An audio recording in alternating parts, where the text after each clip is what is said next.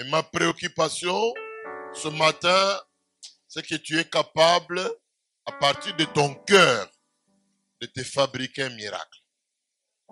Alléluia. Vous savez que le cœur de l'homme, la Bible dit que le cœur est la source de la vie. Le cœur est la source de la vie. C'est du cœur que sortent les sources de la vie. Donc tu es capable de faire de grandes choses, mais tout simplement à partir de ton cœur. Je vais vous lire le texte. Marc chapitre 5, versets 25 à 34. Juste pour honorer la parole, si nous pouvons nous tenir debout. Verset 25. Or, il y avait une femme atteinte d'une perte de sang depuis 12 ans. Elle avait beaucoup souffert entre les mains de plusieurs médecins. Elle avait dépensé tout ce qu'elle possédait. Elle n'avait éprouvé aucun soulagement, mais était allée plutôt en empirant. Ayant entendu parler de Jésus, elle vint dans la foule par derrière et toucha son vêtement. Car elle disait, si je puis seulement toucher ce vêtement, je serai guéri. Au même instant, la perte de sang s'arrêta. Elle sentit dans son corps qu'elle était guérie de son mal. Jésus connut aussitôt en lui-même qu'une force était sortie de lui et se retournant au milieu de la foule, il dit, qui a touché mes vêtements? Ses disciples lui dirent, tu vois la foule qui te presse et tu dis, qui m'a touché? Et il regardait autour de lui pour voir celle qui avait fait cela. La femme effrayée et tremblante, sachant ce qui s'était passé en elle, vint se jeter à ses pieds et lui dit toute la vérité. Et Jésus lui dit, ma fille, ta foi t'a sauvée. Va en paix et sois guérie de ton mal. Parole du Seigneur. Que Dieu vous bénisse, prenez place. Je voudrais, du fond de mon cœur, vous dire que notre Dieu est capable, mais je vais dire aussi que toi, tu es aussi capable. Regardez ce que la Bible dit. Rien n'est impossible à Dieu. Mais la même Bible ajoute que tout est possible à celui qui croit. Qui a dit Amen? Est-ce que vous êtes là? Parce que vous pouvez être encore branché vraiment dans l'esprit, dans l'adoration. Je voudrais attirer maintenant votre attention ici. Rien impossible pour Dieu, mais tout est possible aussi à celui qui croit. Celui qui croit en Dieu, bien sûr. Cela veut dire que dans le monde des possibilités, il y a deux personnes. Dieu et puis toi. La plupart des temps, tu ne crois pas en toi-même. Tu regardes beaucoup sur les autres. Mais le Seigneur, ce matin, aimerait t'encourager à croire qu'à partir de toi, quelque chose peut sortir. Vous savez, les gens ont dit, mais est-ce que de Bethléem, quelque chose pouvait-il sortir? Mais la parole avait déjà proclamé depuis des années qu'à Bethléem de Juda, on verra le grand roi. C'est pourquoi je voudrais te dire que tu ne connais peut-être pas les promesses de Dieu sur ta vie. Pendant que toi, tu ne crois pas que de toi quelque chose peut jaillir, mais le Seigneur vient t'appeler ce matin pour te dire, de toi quelque chose sortira. De toi, des rois sortiront. De toi, des princes sortiront. De toi, des puissants sortiront. De toi, des entreprises sortiront. De toi, des miracles peuvent sortir. Alors, mon message de ce matin, c'est quelqu'un qui est capable de se fabriquer un miracle, mais à partir de son cœur.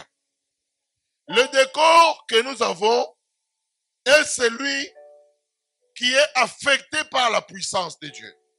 D'abord, Jésus vient d'accomplir un grand miracle. Il y a un homme qui était connu pour être un fou à Gadara. La ville entière connaissait cet homme-là. Vous savez, il y a des situations qui sont dans les familles, qui sont dans les personnes. On les a déjà acceptés comme tels. Il n'y a plus d'autre espérance. Le Messie était connu comme étant le démoniaque de Gadara ou le fou de Gadara. Il y a eu des hommes de Dieu qui sont passés par là. Il y a eu des médecins, des psychiatres. Des gens ont vécu par là. Mais personne n'a cru que cet homme-là pouvait être guéri un jour. Mais Jésus, en arrivant dans la ville, la Bible dit que le fou va le rencontrer. Et quand il rencontre Jésus, Jésus l'a guéri le même jour. Et la Bible dit que le monsieur revint dans son bon sens. Il se lava, il s'habilla et tout le monde pouvait voir la différence. Ma prière, c'est que mon Dieu manifeste la différence dans ta vie. Et alors, dans cette ambiance-là, il y a un chef de synagogue qui arrive. Il sait que Jésus est un Dieu qui peut donner toute la solution. Vous vous imaginez qu'il a sa petite fille qui était malade mais éloignée. Lui-même, il est chef de synagogue. À peu près un pasteur ou un prêtre. Mais il dit, je vais moi aussi aller. Et la Bible dit qu'il vient se jeter, se prosterner aux pieds de Jésus, tout en le suppliant. Il dit, ma petite fille vraiment est gravement malade. Il faut que tu viennes dans ma maison. Mais dans cette ambiance-là, il y a maintenant une autre personne, ou bien un autre personnage.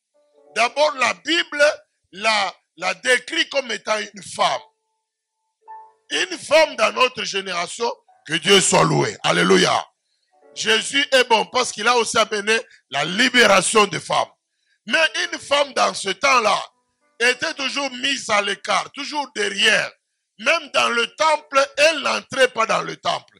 Il y avait une cour pour les femmes et pour les étrangers dehors. Mais cette femme-là, la Bible dit que elle est définie comme une femme qui souffrait de perte de sang depuis 12 ans. Vous savez, le chiffre 12, c'est le chiffre du gouvernement, du royaume, de la domination. Il y a 12 tribus d'Israël, 12 patriarches, il y a 12 apôtres de Jésus et c'est le gouvernement divin. Ça veut dire que lorsque 12 ans s'accomplissent dans la vie d'une personne sous la maladie commence à devenir le gouvernement de sa vie. Et la Bible dit que cette femme, elle avait souffert entre les mains de plusieurs médecins. Vous savez vous-même que certaines maladies, se faire soigner n'est pas toujours gai. Avoir le cancer, parfois quand on te donne de la chimio, oui, on est en train de te soigner, mais c'est une souffrance énorme. Les soins même sont une souffrance. Elle avait souffert, elle avait vu beaucoup de médecins. Mais la Bible dit que sa situation était allée en s'empirant. Et à cause de cela, elle avait perdu même ses moyens financiers. Elle n'avait plus rien dans sa vie. Mais cette femme-là, sa grâce, sa chance, sa porte d'ouverture, c'est le fait qu'elle avait entendu parler de Jésus. Dis-moi un bon amen. Est-ce que tu peux dire entendu parler de Jésus? Frères et sœurs, j'aimerais vous dire que notre cœur, notre vie, se constitue à la manière dont nous entendons la parole de Dieu. Vous savez, des fois, nous déprimons dans notre vie. Parfois, tu déprimes, tu es découragé. Tu as perdu toute l'espérance. Tu penses que Dieu ne peut plus rien faire pour toi. Le problème, c'est que c'est les choses que tu entends. Tu peux entendre ta tête, elle ne te communiquera qu'un découragement. Tu peux entendre ton cœur, il te montrera aussi que de la révolte et de la colère. Tu peux entendre le monde, il ne te montrera que du négativisme. C'est pour cela que tu commences à vivre replié sur toi-même. Parfois tes réactions, les gens ne te comprennent même plus. Parce que les gens pensent que tu les fais exprès. Mais le problème, c'est que dans le cœur, où doit sortir, jaillir les sources de vie, il n'y a que de la négativité.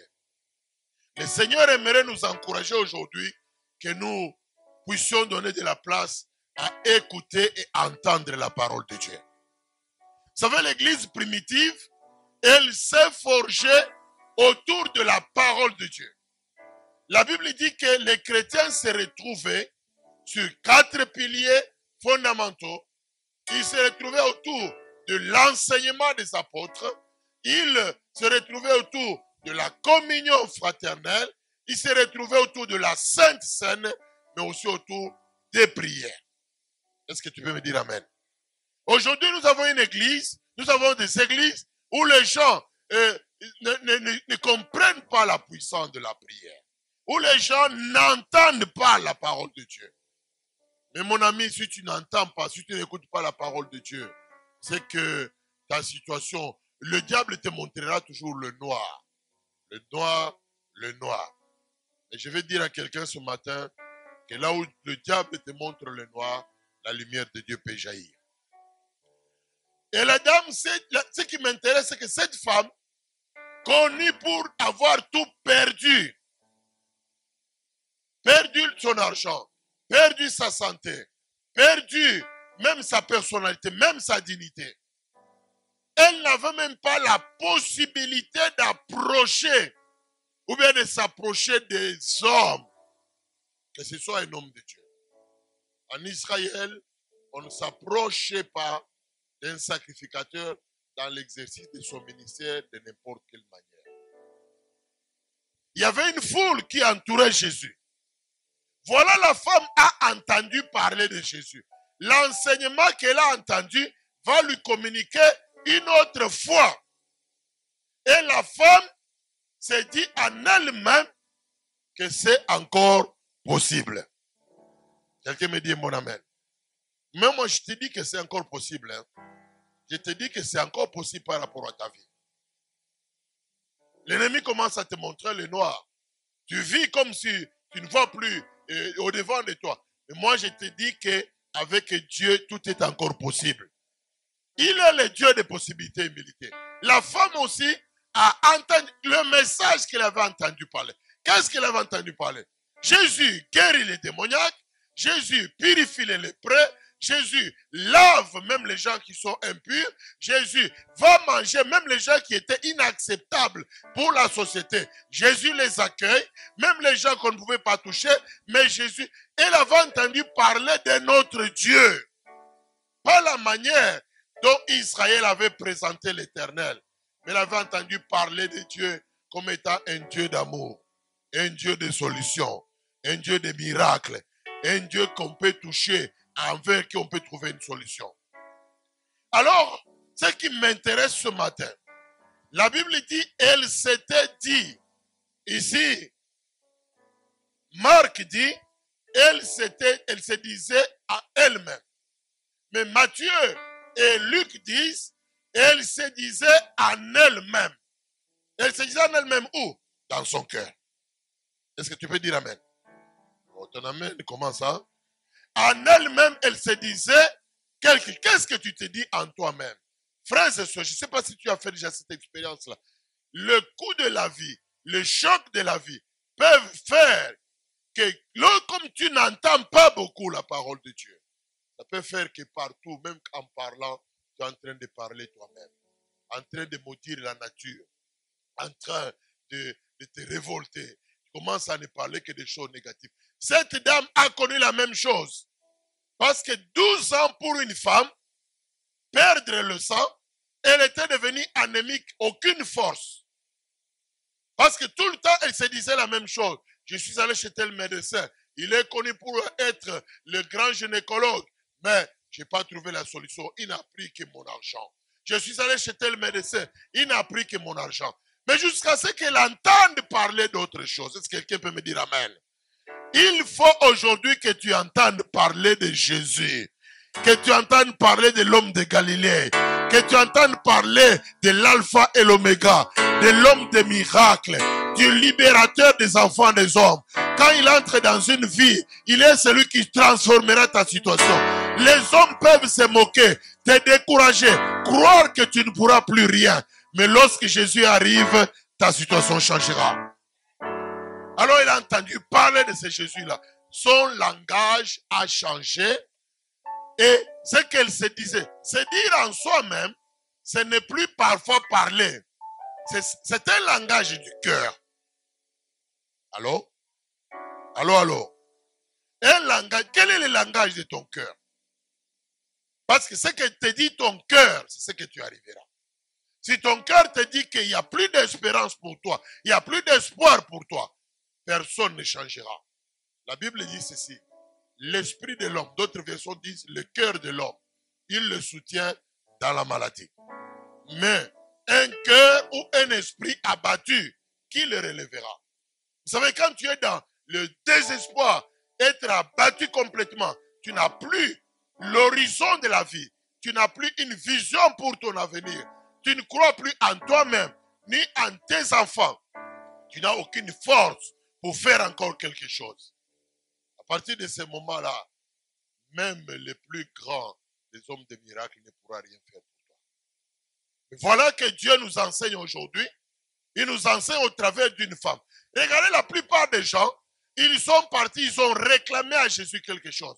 Bien sûr que Jésus a agi.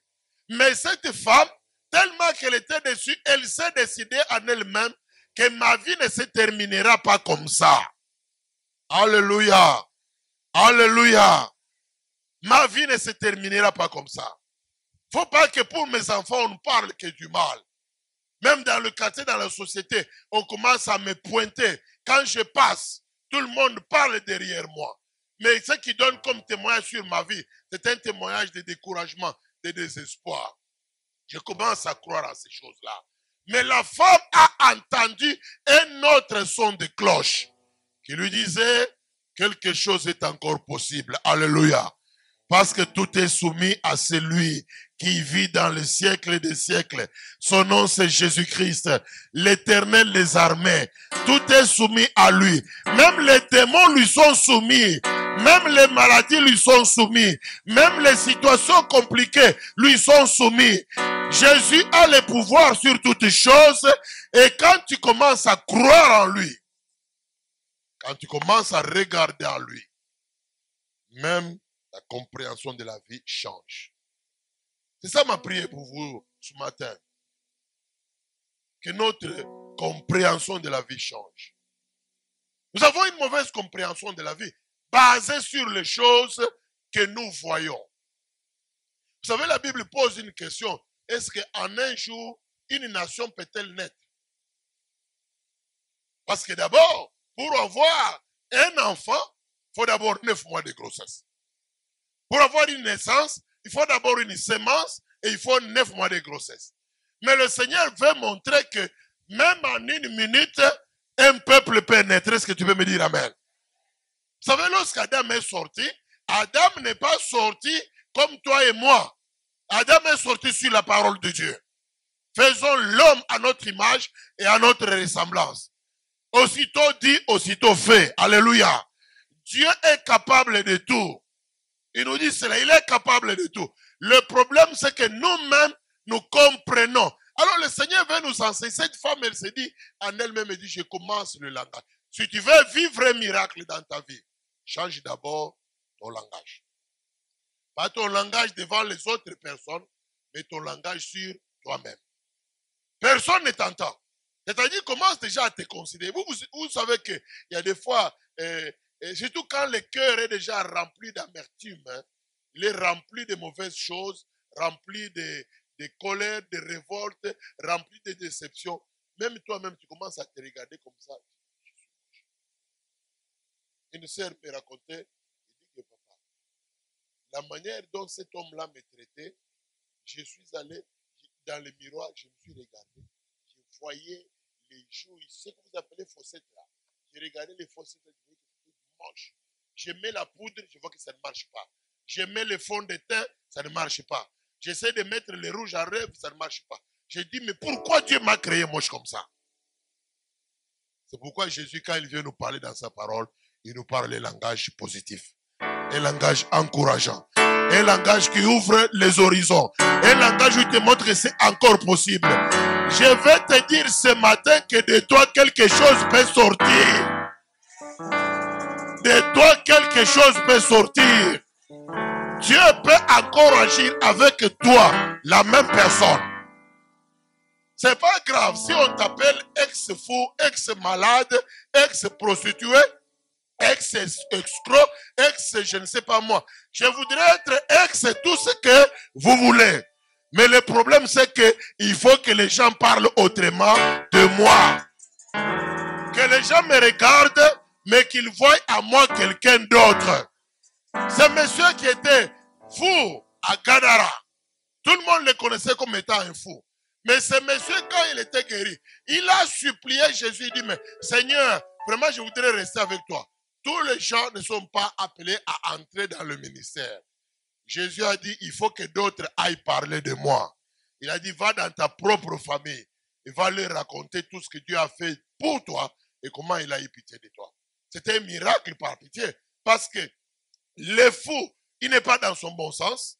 Il est démonisé, il est possédé et personne ne prie pour lui. Personne ne l'approchait. Personne ne le tenait. Même les chaînes ne le tenaient pas. Même sa famille avait arrêté de prier pour lui, pour l'aider. Mais la grâce de Dieu est venue sur lui. Alléluia. Alléluia. Je vois la grâce de Dieu descendre sur quelqu'un ce matin. La grâce de Dieu est venue sur toi.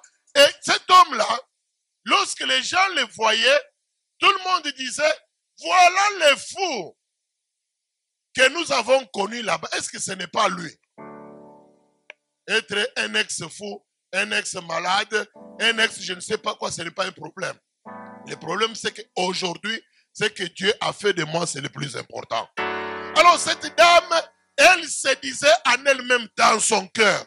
Elle disait, mais si seulement je le touche. Qui a dit amen? Le miracle ne commence pas quand on t'a imposé les mains. Le miracle ne commence pas lorsque on t'a oint d'huile. Le miracle ne commence pas lorsque on a prononcé une parole sur toi. Mais le miracle commence au moment où dans ton cœur, tu crois que j'ai un grand Dieu, j'irai auprès de lui, je l'implorerai et il fera les miracles sur ma vie. La femme a commencé ce miracle dans son cœur. Il m'a dit un bon amen. Elle s'est dit à elle-même. Il dit, moi, si je vais là-bas l'approcher, tout le monde sait parce qu'en Israël, une femme qui est en train de perdre le sang, à l'époque, ne pouvait pas aller auprès de Jésus. Elle ne pouvait pas être dans la société. Une femme qui était dans le cycle de menstruation ne pouvait pas, à cause de la perte de sang, s'approcher même du culte ou de l'église. Mais, cette femme s'est dit, elle a regardé les possibilités qui lui étaient exclues là. Elle s'est dit en elle-même, elle dit, moi, je voudrais trouver une nouvelle manière de faire. Jésus, lui, il touche tout le monde. Mais moi-même, je toucherai Jésus. Moi, je n'ai pas besoin qu'il me regarde, qu'il me connaisse, qu'il me parle. Moi-même, je sais que le corps de Jésus, la personne de Jésus, c'est déjà un miracle. Il dit, si je m'en vais là-bas, Pierre me repoussera. Les autres m'écarteront. Regardez dans le parcours de Jésus. Quelqu'un qui est en train de crier au Seigneur, la Bible dit, les disciples même de Jésus, Bartimée crie à Jésus, mais les disciples même de Jésus lui disent, tais-toi, tu déranges le Seigneur. Alléluia. Alléluia, alléluia. Frères et sœurs, vous savez, quand nous venons comme ça dans l'église, tu ne connais pas ce qui préoccupe chacun de nous. Quand tu vois quelqu'un pleurer, crier, il sait ce qu'il est en train de parler à son Dieu. Quand quelqu'un est en train, peut-être, et vous voyez quelqu'un, il vient, il danse, il sait ce qu'il est en train de faire pour son Dieu. Parce que chacun pour rencontrer le Seigneur de gloire. Ne parle pas mal ni de ton frère ni de ta soeur, parce que tu ne comprends pas ce qu'il est en train de faire. La femme s'est dit en elle-même, moi, je résous mon problème. Mon miracle se trouve dans le fait que je vais toucher Jésus. L'acte prophétique, ce n'est pas Jésus qui m'imposera les mains, non. C'est pas que, d'abord, si je m'approche pour qu'il m'impose les mains, les gens qui connaissent mon problème de sang l'écarteront. Si je vais prier, les gens m'empêcheront. Mais moi, j'ai entendu parler que de Jésus, les miracles sortent régulièrement. Même les morts qui étaient morts, ressuscitent. Même les gens qui n'avaient plus d'espérance, ils retrouvent la vie. Les fous même redeviennent normaux. Les pécheurs sont acceptés dans la maison de Dieu. Moi, je dois rencontrer ce Jésus-là. Quelqu'un me dit encore amen. Première des choses, je vous ai dit, le miracle commence par la décision que tu as dans ton propre cœur. Deuxième chose, c'est que pour que tu avances vers le miracle, il faut que tu prennes une bonne décision. C'est comment tu vas commencer à faire agir. Vous savez, il y a beaucoup de choses dans notre vie qui se passent.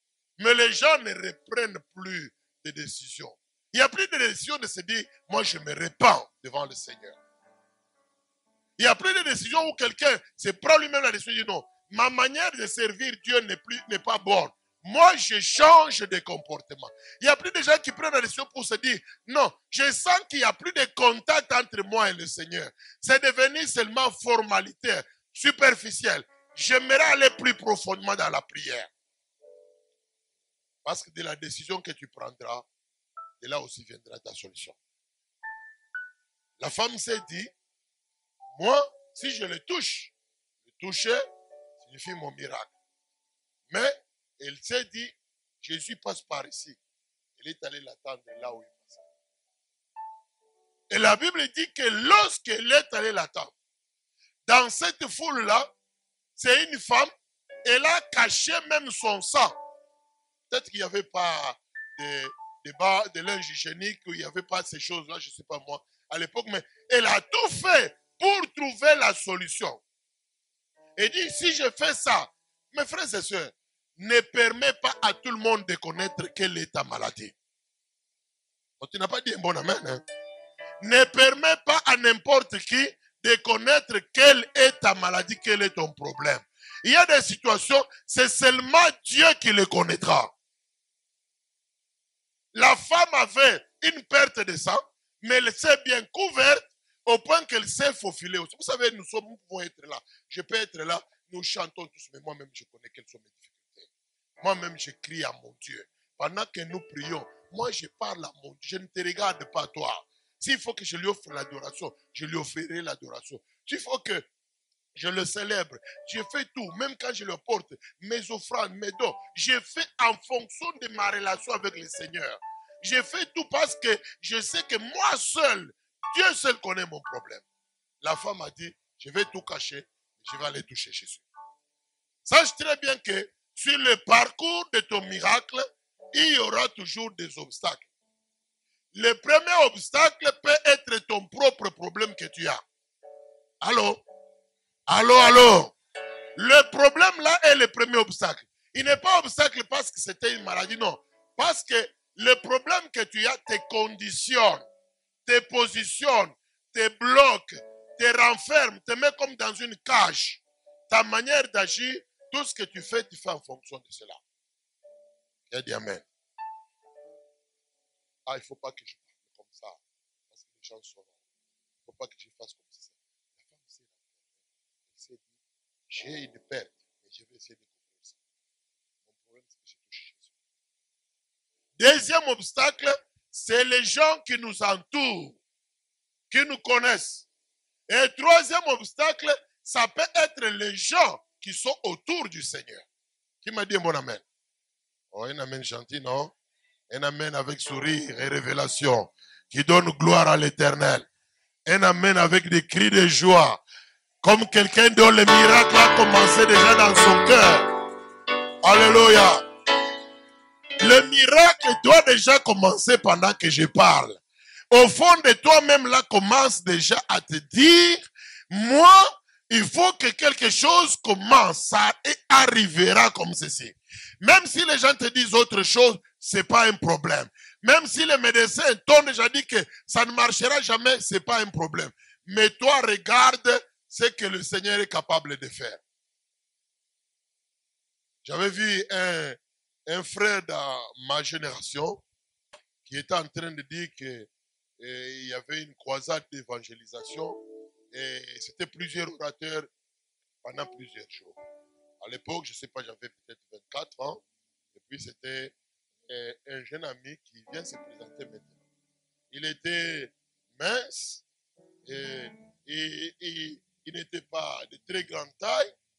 Et puis tout le monde est arrivé, vous savez, parfois les gens peuvent être impressionnés par notre extérieur.